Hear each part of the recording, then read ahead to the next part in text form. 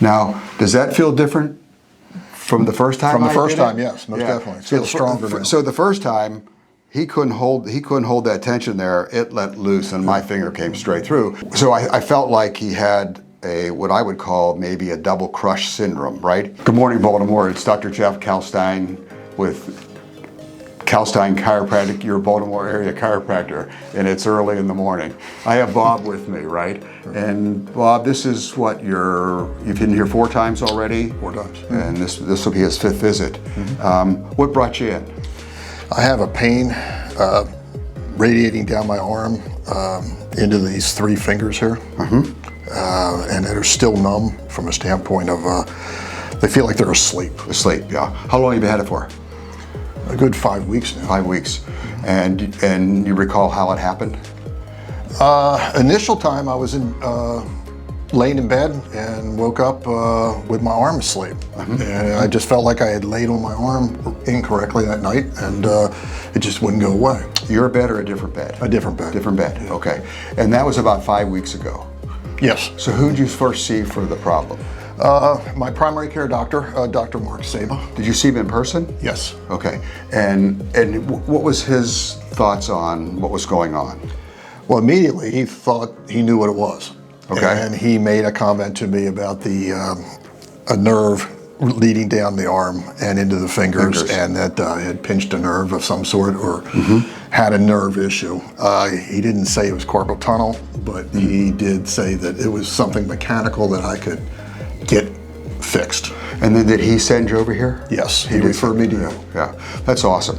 So we know Dr. Saba. He's an outstanding primary care doctor.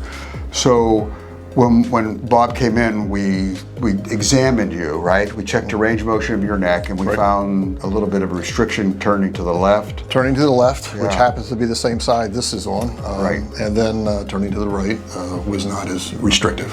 And then what else did I do that really got our attention on your wrist?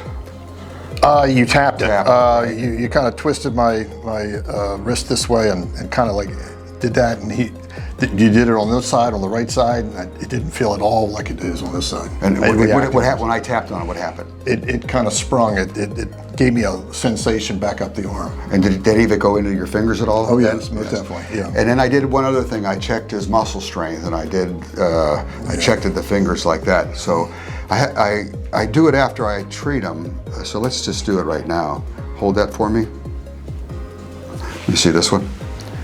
You right-handed or left-handed? I'm right. Yeah. Let me see this one again. Now, does that feel different from the first time? From the first time, yes, most definitely. It feels stronger now. So the first time, he couldn't hold that tension there. It let loose, and my finger came straight through. So I felt like he had what I would call maybe a double crush syndrome, right? He definitely has some compression on the median nerve at the wrist, right? And there's the possibility of there's a muscle that comes across the forearm called the pronator teres. He may have had some compression there, and he might have had some compression up in his cervical spine. So what we started doing is we started using a class 4 laser treatment for the wrist and the forearm. We do soft tissue work to the forearm, and we mobilize the wrist. And we also adjusted his cervical spine on the left side. That responded pretty quickly up in the neck, right? Most definitely. The other first time I had that done too. Yeah, how was that? It was interesting. Was it uncomfortable? No, it wasn't uncomfortable. It was just noisy. Noisy. That's just the gas, the nitrogen gas that's in the synovial fluid escaping, and it creates this thing called cavitation, and that's the cracking you hear. Even if you crack your knuckles, that's called cavitation. You can look it up. That also happens on a propeller in the water. It gathers gas bubbles on the end of the propeller, and they pop. Okay. If you're on a submarine, that's not a very good thing to happen. That's beside the point, though. Yeah. So the other thing we started doing, we started taping his wrist to create enforce that tunnel on there. Okay. So, and I think the neck responded beautifully. This has responded a little bit, right? Yeah, it's better than what it was. Yes, I think we have some Progress. Progress, yes, most definitely. So I see immediate progress, and I get excited about it because what happened was you got your strength back. That's a big deal. We don't want to lose that, right? Okay, we don't want to lose that. The pins and needles, it takes a while for the nerve to heal, right? So that's what we're working on right now, okay? So we will keep you up to date on how we're doing with this as we move forward, okay? Anything else you want to share? No, I'm just, it's progress. Was it easy to get an appointment? Oh, most definitely. Yeah. Most How's the definitely. staff been? Very helpful, very, very nice, Yeah. very good to deal with. Yeah. So our goal then is to get some results here for them, and we're starting to get there. And what I always try to do is get patients to have realistic expectations, right?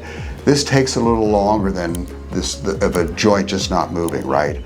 But we're going to get there with them, right? All right, Baltimore. Thank you.